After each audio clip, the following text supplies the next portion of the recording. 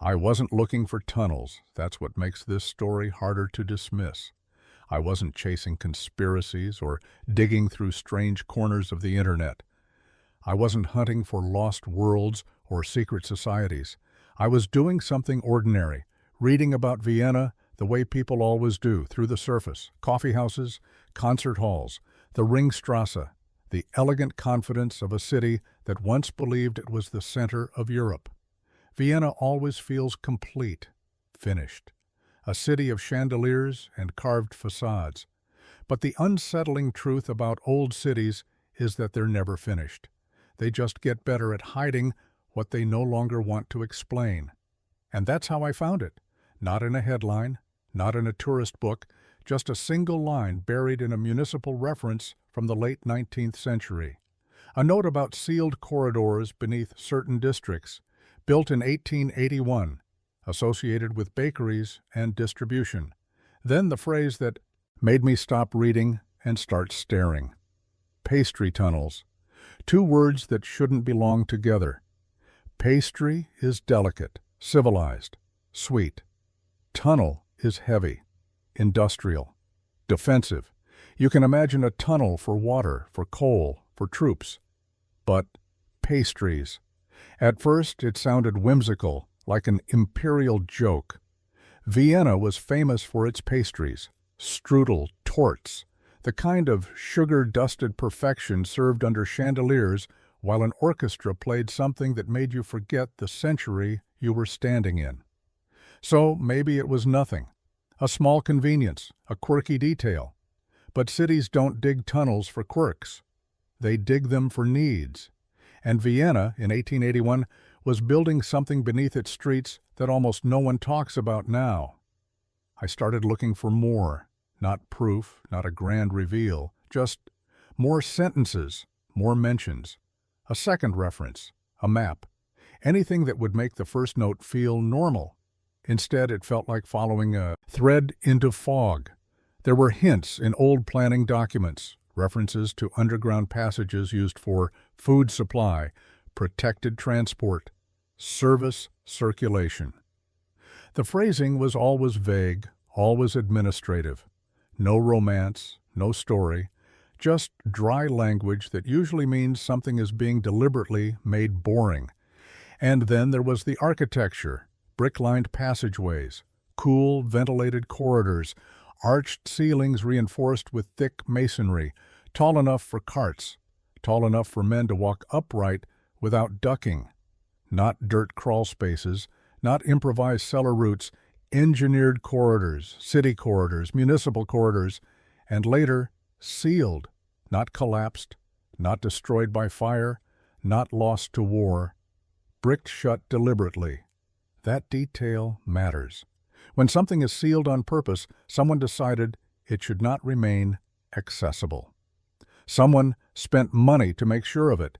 Someone signed a paper and told workers to carry bricks down, into the dark and close, an opening forever. And that raises the first quiet question. Why? The official explanation, when it appears at all, is almost always the same. Efficiency, hygiene, modern supply systems. The empire wanted bread and pastries transported without exposure to dust, horses, crowds. Streets in the 19th century were filthy in a way we don't fully feel anymore. Mud, manure, smoke, bodies pressed together. A tray of delicate pastries, they say, shouldn't travel through that.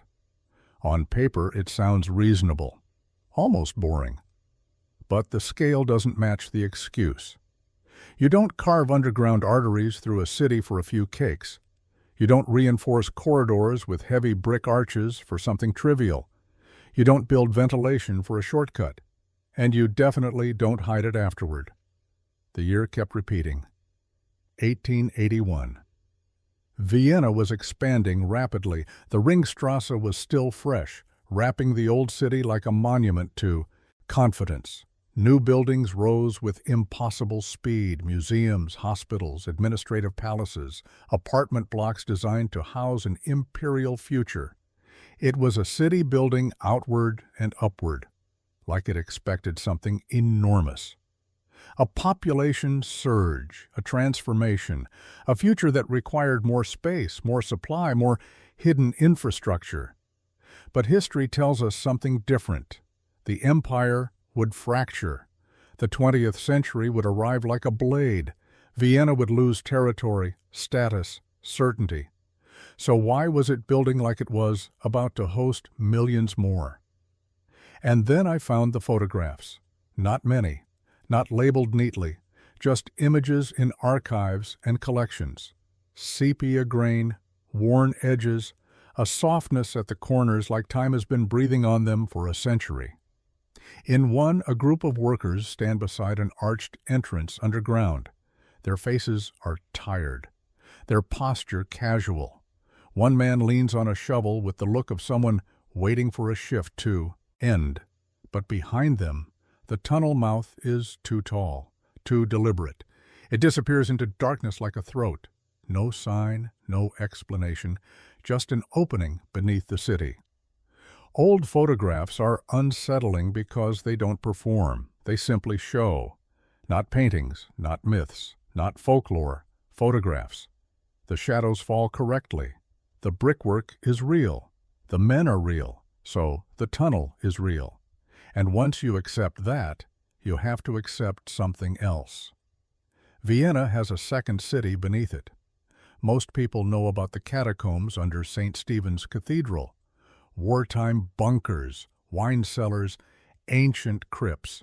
Vienna is layered like that, each century building over the last, each generation leaving something behind. But pastry tunnels belong to a stranger category. Infrastructure disguised as trivia, something built with purpose, then filed away, dismissed, forgotten, or more accurately, not spoken about. Because explorers and urban historians still find traces, bricked arches in basements, doorways that lead nowhere, corridors sealed behind newer walls. You can stand in a cellar and feel the geometry is wrong, like the room was built around something older. A curve in the brick that doesn't match the rest. A wall that sounds hollow when you tap it. Not random, not isolated, connected once. A network. And here's where it becomes difficult to stay comfortable. Food is never just food. Food is logistics. Food is control. Food is survival. If you can move bread underground, you can move anything underground. Supplies, valuables, weapons, people. Vienna in the 1880s was not only elegant, it was anxious. Empires are always anxious, even when they wear gold. Nationalism was rising across Europe. Cities were swelling. Workers were organizing. Unrest was never far. Vienna was the heart of a multi-ethnic empire held together by bureaucracy, ritual, and fragile balance. And bureaucracies plan for emergencies. Quietly. They build contingencies. So one possibility is simple. These tunnels were part of an emergency supply system, a way to feed the city if streets became unsafe, a way to supply the imperial court if riots erupted, a way to keep the machine running beneath chaos. That explanation almost satisfies. Almost. Until you look at where some tunnels were built. Not only under dense old districts where bakeries and markets were obvious, but stretching toward areas that were barely populated at the time, edges of Vienna, places that in 1881 were still half fields, half construction. Why build underground corridors there? Why invest in infrastructure for neighborhoods that didn't yet exist? Unless you expected them to, unless you were building ahead of time, for a population that wasn't there. That phrase stays with you, built for people who hadn't arrived. And suddenly the tunnels feel less like bakeries and more like prophecy, because this isn't only about tunnels. It's about a city building for a future it was certain would come. And then something happens. The future doesn't arrive the way they pictured it. The 19th century had an obsession with subterranean modernity. Paris built underground postal systems. London carved service tunnels beneath government buildings. St. Petersburg connected palaces with passageways no one was meant to see. Buenos Aires hid passageways beneath markets. Cities were becoming machines, and machines need internal organs. Hidden arteries. Vienna's pastry tunnels fit perfectly into that pattern. The public saw boulevards. The city built tunnels. And then, later, it sealed them. Gone. Not gradually. Not documented. Gone. And that silence is its own kind of evidence. If these were truly harmless, why not preserve them? Why not display them as imperial ingenuity, the way cities show off old sewers and rail lines? Why not turn them into tours, museums, restaurants, with dramatic lighting and good wine? Instead, they fade into the margins, a footnote, and anomalies live in footnotes. I kept thinking about the act of sealing, about what it takes, not only bricks, but decisions, schedules, funding, orders. If a tunnel is sealed, someone with authority wanted it sealed. And authority doesn't spend money without a reason. Sometimes the reason is practical. Sometimes it's fear. Sometimes it's embarrassment. Sometimes it's all three. One of the most unsettling possibilities is the simplest. The tunnels were not only for pastries. Pastry tunnels might have been the polite name, the harmless name, the name you write so that anyone reading casually stops asking questions. A corridor built for bread can carry documents. A tunnel built for cakes can move valuables.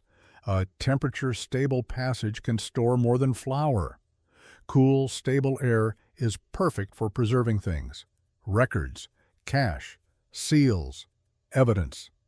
And in an empire obsessed with bureaucracy, preserving paper can be almost as important as preserving people. I want to slow down here, because this is the moment people tend to rush. They jump from tunnel to conspiracy like it's a sport. But the real mystery isn't theatrical. It's administrative. It's the kind of mystery that lives inside stamps and signatures. Because if these tunnels existed, they had a budget line. They had a procurement list. Bricks, lime, timber supports, lamp fixtures, labor hours, cart fittings. Someone inspected them. Someone approved them. Someone reported on their progress. And yet, when you search later records, the language becomes softer, less specific, as if even the paperwork learned to avert its eyes. Now imagine another scenario. Vienna in the 1880s is not only building for efficiency, it's building for control, for continuity, for emergency, for the moment when crowds gather, when streets become dangerous, when supplies need to move unseen. Food becomes a weapon, not the dramatic kind, the quiet kind. If you can feed a district while another starves, you can control the district. If you can supply the court while the city struggles, you keep the illusion of stability. If you can move supplies without anyone seeing, you deny the crowd a target. And the crowd always looks for a target. Here's a small detail that changed the way I heard the word pastry. Vienna's bakeries were not just businesses, they were institutions. They served the wealthy, yes, but they also served neighborhoods. Bread is a daily ritual. A city runs on it. A disruption in bread supply is not a minor inconvenience, it's a spark. So perhaps the tunnels were built for the most basic imperial fear, hunger, because hunger turns elegant cities into something else, fast. And if the empire sensed even a possibility of that, it would build safeguards, quiet ones, hidden ones. That explanation still doesn't fully satisfy, because it doesn't explain the odd placement of some roads. It doesn't explain the sudden disappearance from records. It doesn't explain why some entrances were sealed even when they could have been repurposed. So I started looking at what else Vienna built in that era, and the pattern became harder to ignore. Oversized institutions, enormous hospitals, administrative complexes with endless corridors, apartment blocks built like fortresses, basements that feel like they were designed with more intention than the living rooms above them. Vienna was building like a city preparing for pressure, for scale, for density, for crowds, built for a population that wasn't there. And then the mentions stop. By the early 20th century, the tunnels disappear from records, bricked up, repurposed, forgotten, as if the city changed its mind, or as if the future they were built for never arrived. World War I shatters the empire. Vienna goes from imperial capital to reduced city almost overnight. Grand plans become burdens. Hidden infrastructure becomes useless or dangerous. So perhaps sealing them was practical. Perhaps it was symbolic, closing the arteries of a future that died before it could breathe. But sealed tunnels do not stop existing. They simply stop being spoken about. And that is what unsettles me most. Vienna continues above them. Tourists drink coffee. Music drifts through the streets. The city performs its elegance, century after century. But beneath your feet, there are corridors built in 1881 that once carried bread through darkness, built carefully, built deliberately, and then closed as if the city decided it would rather forget why they were necessary. Pastry tunnels. A strange name, a strange project, a strange silence, and then a thought you can't easily shake. What if the tunnels were not sealed because they were unnecessary, but because they were too useful? Useful to the wrong people. Useful in the wrong decade. Useful in a way that doesn't fit the story Vienna wants to tell about itself. Because cities curate their own memory. They choose what becomes romance and what becomes rubble. Vienna celebrates cafes, not corridors. Vienna celebrates waltzes, not logistics. Vienna celebrates palaces, not the hidden systems that kept palaces alive. And when a hidden system points to fear, to instability, to an empire planning for trouble, it doesn't become a museum exhibit. It becomes a bricked arch in a basement. It becomes a sealed doorway behind wine racks and storage shelves. It becomes a rumor. I want you to picture the ceiling itself, a narrow stairwell down into a cellar, a gas lamp trembling, the smell of damp brick, workers carrying loads, stacking bricks in an arch, smoothing mortar with practiced hands. No ceremony, no speeches, just a job. And then the final brick, the last opening closes. A corridor that once mattered becomes an empty vein sealed inside stone. The city above keeps breathing. The city below goes quiet. Years pass, decades. The world changes. New wars, new governments, new slogans painted on walls. But the tunnels remain. Not alive, not dead, preserved, frozen, like a photograph you can't tear. And this is where the story widens. Because once you notice Vienna's sealed pastry tunnels, you start seeing the same shape everywhere. Not identical tunnels, but the same impulse, the same 19th century habit of building hidden systems and naming them politely. The same feeling of preparation for something unnamed. The public story is always progress. The private story is often fear. If you build enough hidden routes, you don't have to trust the street. If you build enough redundancy, you don't have to trust the crowd. If you build enough underground space, you don't have to trust the future. So the next time someone says, it was just for hygiene, try holding that explanation up against the brickwork, against the height of the arches, against the ventilation, against the choice to seal it later. Hygiene doesn't require secrecy. Hygiene doesn't require forgetting. Secrecy does, and forgetting does. And if you're wondering whether any of this proves something, it doesn't. That's the point. The tunnels don't hand you a confession. They hand you a shape, a pattern, a decision carved into brick. Someone wanted supplies to move unseen. Someone wanted a backup city beneath the visible one. Someone wanted those routes sealed later, not celebrated, not discussed, not remembered, and the city has cooperated. Vienna has become very good at looking like a place with nothing to hide. But the earth remembers. Brick remembers. A sealed archway is still an archway. A corridor bricked shut is still a corridor. A network forgotten is still a network, quietly occupying space beneath your feet. So, the next time you hear Vienna described as timeless, graceful, complete, consider this.